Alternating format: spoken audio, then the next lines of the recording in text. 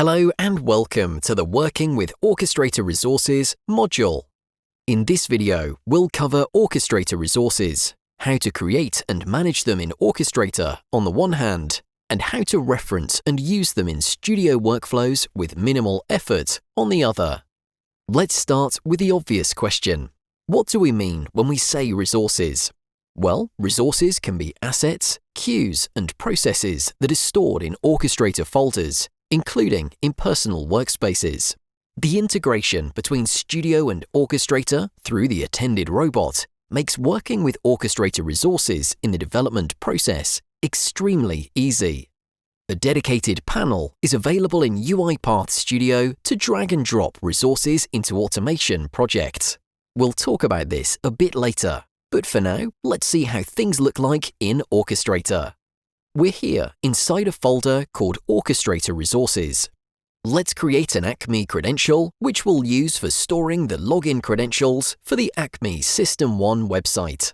We'll do this by going to Assets, Add Asset, and create a new asset. Now let's enter the name, the Acme username, and the password. We're going to use this asset in an automation that will log into the Acme website, retrieve the data stored in a given table, and populate a queue in Orchestrator. Alright, let's now create the queue which we'll use in our automation. We'll go to the Queues tab in our folder, give it a name, and hit Add. An awesome feature available to us is the possibility to share any of these resources across folders. Now, what do we mean by that? Well, for example, we can make this Acme queue available in other folders as a link.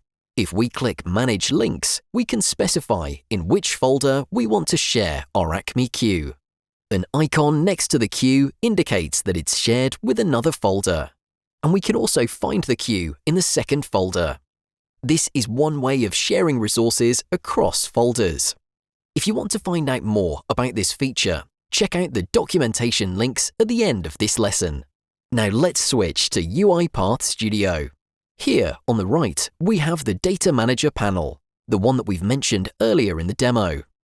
The resources we saw earlier in Orchestrator are listed here, broken down into assets, queues, and processes. We're not going to use processes in our project today, but it's good to know that we could have done it just as easily. It's worth noting the resources are stored at the folder level. By selecting the Folder button in the lower right corner and switching to our personal workspace, we can view the resources stored in that folder.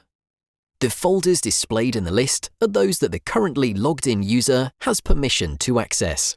Okay, let's go back to the Orchestrator Resources folder. The first step in our automation is to open the Acme website and log in. And of course, we'll need the credentials for this. Now watch what happens if we drag the asset from the Data Manager panel and drop it into our workflow.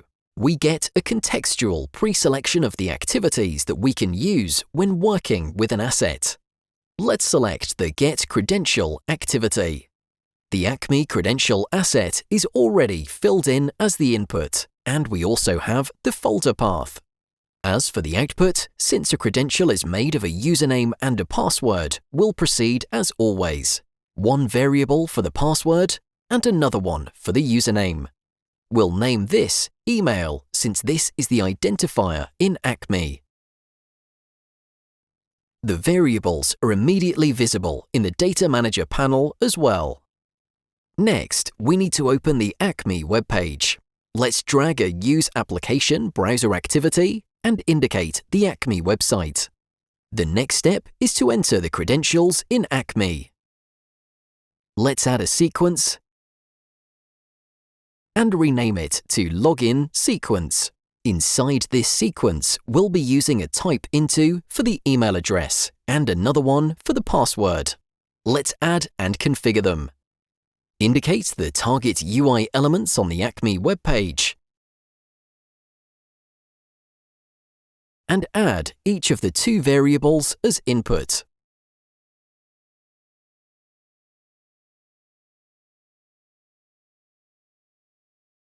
For the password, be sure to change it to secure.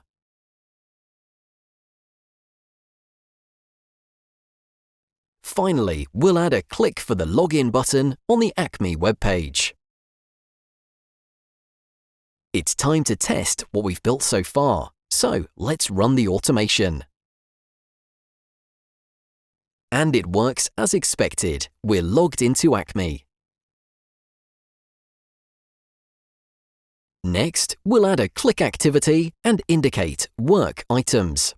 The page that opens contains the data that we want to extract and populate the queue with. Let's use the table extraction wizard for the extraction part. As we indicate a cell, the wizard recognizes the entire table. We'll click on Yes to extract all. After that, we need to specify that the data spans across multiple pages and identify the Next button. Once this is done, let's save our changes. The last thing here is to rename the table extraction activity. And let's not forget to update the name of the variable that was automatically created to DT extract work items and change its scope. It looks good so far. Okay, since we want to go through each entry and input it into the queue, let's use a for each row. And add our data table variable to iterate through. Then we'll use the same trick as before. Drag and drop the Acme queue inside the body of the for each work item and select the Add Queue Item activity. Okay, now let's say that we're interested in inserting just several fields from the extracted data: the work item ID, the type, and the status. We'll go to the Item Information field and add an argument for each of the 3 fields. The value is the current row of, then the column name, then dot toString, like this. This applies for all 3 arguments.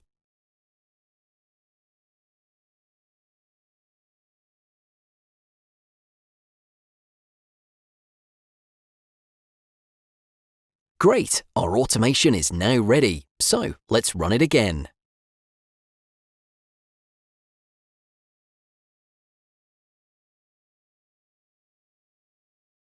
And there it is, it worked as expected. Let's check if the expected outcome was also generated.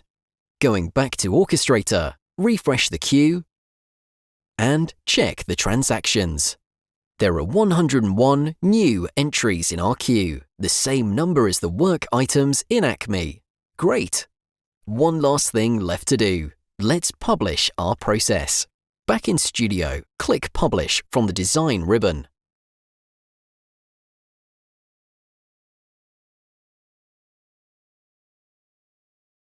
Let's create the process in Orchestrator from the Automations page. Let's select our package that we've just published. And on the Additional Setting page, give our process a few tags to help us identify it.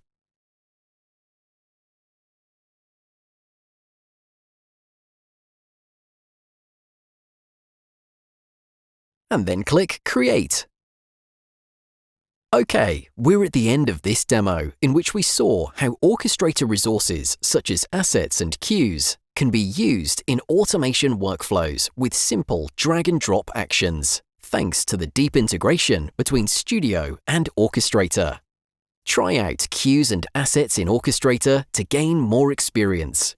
And go a step further and create these types of resources that you'll use in different automation projects. Additionally, give it a go and share the resources across multiple folders.